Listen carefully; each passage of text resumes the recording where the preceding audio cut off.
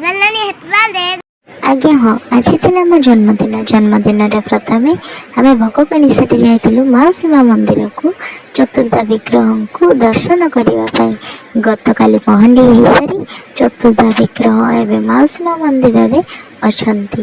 तो देखु मौसी माँ मंदिर रे आम आसी प्रथम जुआर कर सारू भोग भी लगेलु तापरे मौसी माँ मंदिर बेढ़ारे थिला शिव मंदिर सेठी मध्य जुआर कर सारी आम जाइलु लक्ष्मी नारायण मंदिर को से भोग आनी आम मेला बाट दे आसिलु। मेला रे देखंतु केते गहली थिला। तो मो रथ उपर जाई आपण मानकु रथ उपर देखैली खरा मध्य बहुत थिला। तापरे आम आसिलु आनी थिबा भोग को खाइलु।